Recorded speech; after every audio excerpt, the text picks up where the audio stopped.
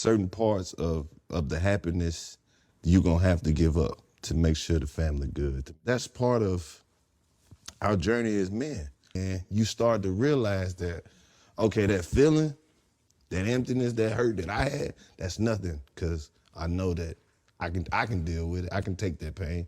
If that means my son gonna be straight, or my daughter gonna be happy, or my wife good, I'll take that for them. And a lot of men don't get to that point as fast as I guess the world wants us to. Do you feel like that's gonna have an effect on you where it's like you're the only person in the household that's suffering, that's not getting outlet or somebody to lean on? Hey man, that's why your dad cry when you get grown and you tell him you love him. That's why granddaddy sit there and he don't know what to say when you say, I love you, Pop, and he just, he been. You know, I want y'all to understand something. I want you to think about something Karlous said.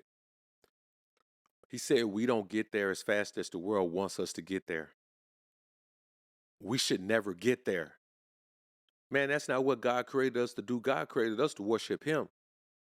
God created us to be on a mission in the world. It's a woman's job to make sure the children are okay in the household. Yes, it's your job to provide, but running that household with those children, that's a woman's job. It's a woman's job to be in that household taking care of those children. She got to cook, clean, take care of the children. She got to do all of that because you may have to be off on business. Hell, you may have to be off at war. You may have to be, who knows? Especially think about the times when men traveled and they had to travel by horse and carriage. Can you imagine how long it took to get somewhere? Think about the drive right now where you can drive 70 miles an hour from Atlanta to Charlotte.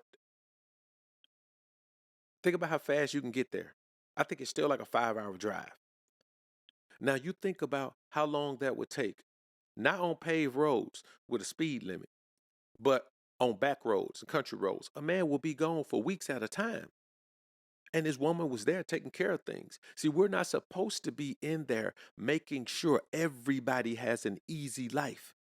Everybody's supposed to be doing their part. Yes, we have the toughest part. We have the hardest part. Provision and protection is the most important part of a household. Without provision and protection, there is no household. A man can be in a household by himself on provision and protection.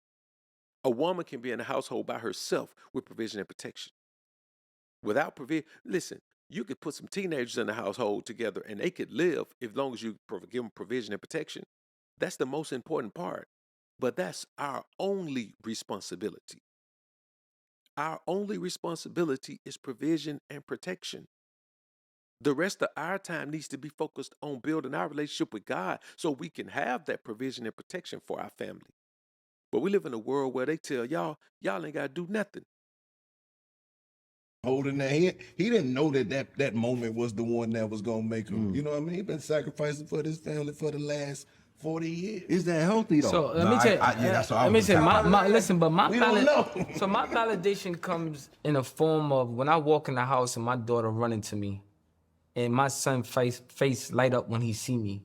Yeah. Those small things is my validation. Nah, I'm different. Say it. I need to hear you say it.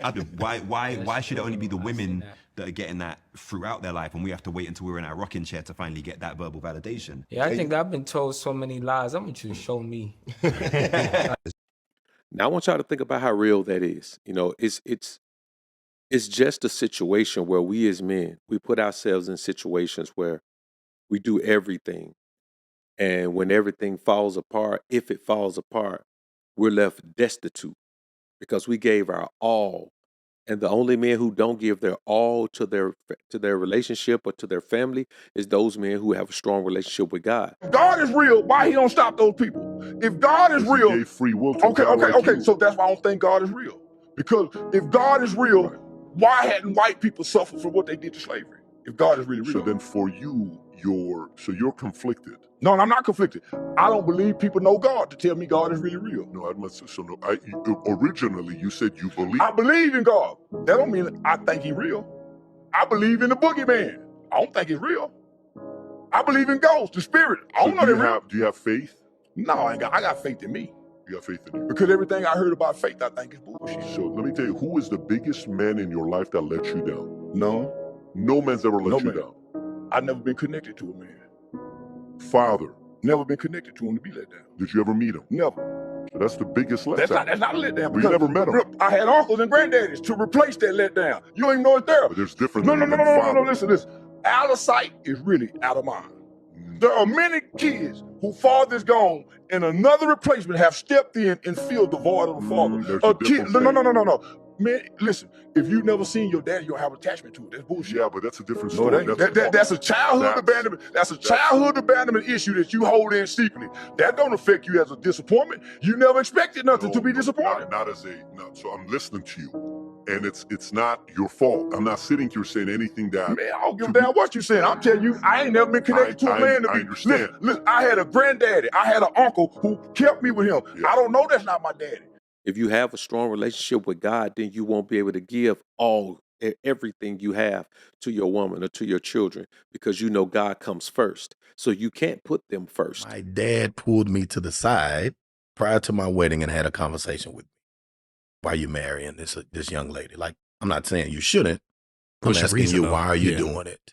We had a genuine conversation. I was like, to be honest, there are certain things that hurt me about you not being under the same roof with me while I was growing up. I don't want those feelings or experiences for my children. Yeah. That broke my dad down. He was like, I understand what you're saying. That's not the reason to marry this young lady, though. This is my charge from God to have this conversation with you as my son. Though you think you're not making the same mistake I made, you're equally making a mistake. It's a different color. It's going to affect your son in a way that you don't even know yet. Looking back from today to then, I absolutely know what he meant. And he was absolutely correct, 1,000%. So my dad had the same conversation with me, but not from a place of he didn't think I should marry her, but he was trying to make sure that I was certain. yes, Looking back, it appeared that the first pregnancy that was lost put everything in motion. It really didn't. We were down the path and that happened. And he was trying to make sure that, are you just trying to keep your word? Or is this actually what you believe is right? That only happens when you put your wife and your children before yourself. You can't put them before you because you put them before you, they interfere with your relationship with God. There's God, then there's you. If you put them before you, then they become a mediator between you and God. And they don't understand how to, have that type of relationship with God. A woman never can. And your children, your sons, they can only do it once you teach them and they become adults.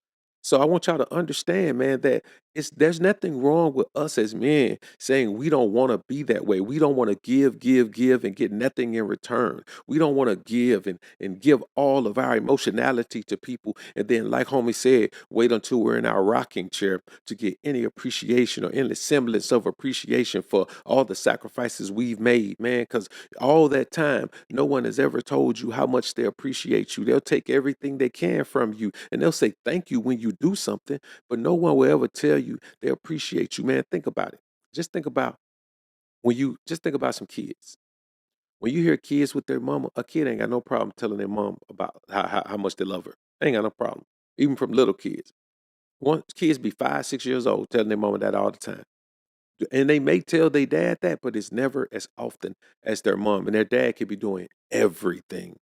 And really, when it comes to being dad, we don't even want love like that. We want appreciation. We want appreciation.